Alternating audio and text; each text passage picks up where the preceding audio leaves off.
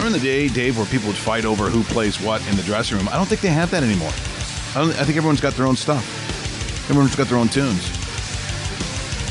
This would kind of be like mine as long as there's some anger behind it. Now, for James Hardie, I don't know if he is a double kick kind of heavy metal guy, so he gets all jacked up and does something crazy on the ice. And we bring James Hardie to the air now. James, would you go psycho with something like that? Do you play like psycho, crazy music before you go on the ice? Not really. I'm more of a hip-hop kind of guy. A hip-hop kind of guy? But aren't you from Innisfil? Yeah, I mean, I'm more so like country kind of big. Yeah. Okay, that's okay. Yeah.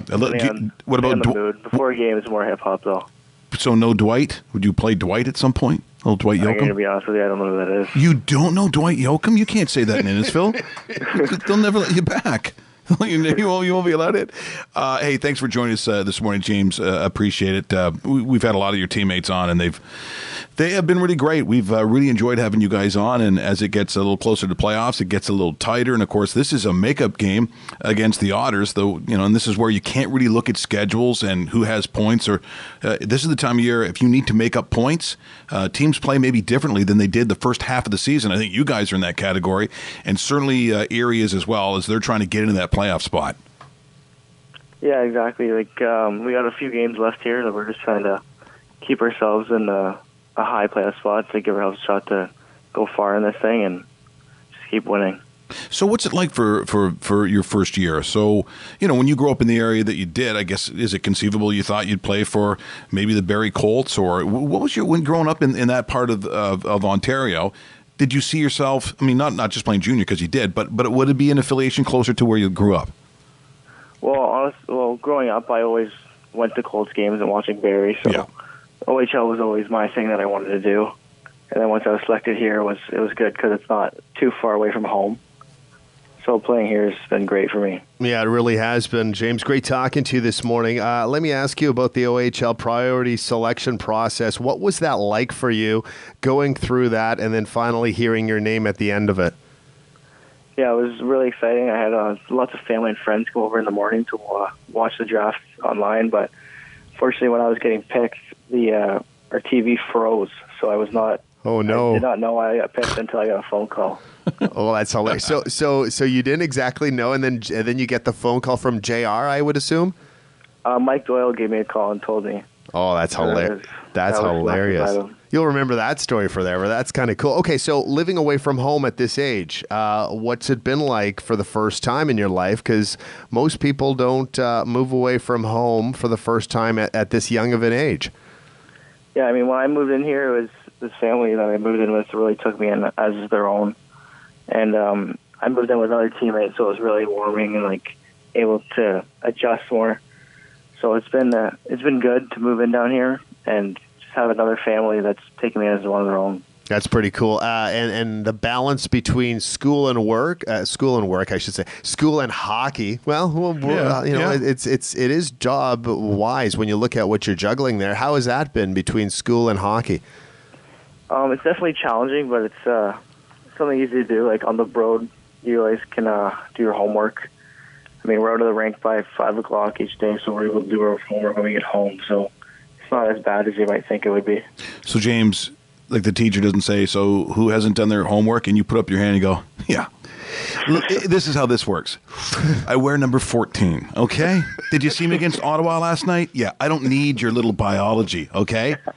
You know who I am? Best not to do that. Yeah, I can't see it. You're a good man, James. And I'm just curious, of the guys that we've had on the show, we talked to, I think Cole Carter was he first? I think he might have. He might have been first. And he seems like the kind of guy that is really so important, not on the ice but in the dressing room. Now, when you have changes like you guys did, the dressing room actually changes. But it seems like for some reason this is gelled. I mean, it sounds like you guys are actually pretty close in there. Yeah, I'd say our team became more together and tight as a group. I mean, Cole, he definitely took a big role in that, and he's really been helping our team out. Like, wearing our captain for us, he's playing a big role. And even when I came in here, he took me under his wing, and he's being a really good captain for us. What's it like working with JR on a day-to-day basis, considering he is not only the head coach but the general manager? And and kind of oversees everything that happens with you guys as a team. I mean, Jerry's a great guy, great coach. He knows a lot about hockey, so it's just listen to what he has to say and take it as much as he can. He knows what he's talking about. Well, he's a good man. You couldn't have picked a better coach and general manager, a teacher. Like he seriously, with his understanding of what you need to move on, because he's literally been all over the planet coaching and teaching hockey. You've kind of won it a bunch of ways. Not only the family you stay with here in Mississauga, but your head coach and general manager. And we look forward to seeing this playoffs, no matter who it is. Now, of course, sometimes you can't pick the team that you play, but sometimes it doesn't matter when it gets tight because they're going to both play you hard. But it looks like either Sudbury or the Generals. I'm sure you don't have a feeling one way or the other, or do you? No, well, it doesn't really matter. I think either way we can win, so it doesn't really matter to me what team we play. Beautiful. Your coach likes hearing that. I'm telling you that right now. Yeah, you gave the right answer there. You passed the test. Hey, James, shout out to your mom, too, because I know she's active on Twitter, and she's actually pretty funny at times when she's retweeting stuff and sends out notes. And I love her. I love her avatar on social media. So you definitely have a major backing. And you know what? You have to have great parents like that to get to where you are. And all the best to you for the remainder of the season and as far as it takes you. Thank you. Thank you very much for having me, guys. But hold on one more time. Do you like your billet family better or the other family? I like them both. Oh, you like them both?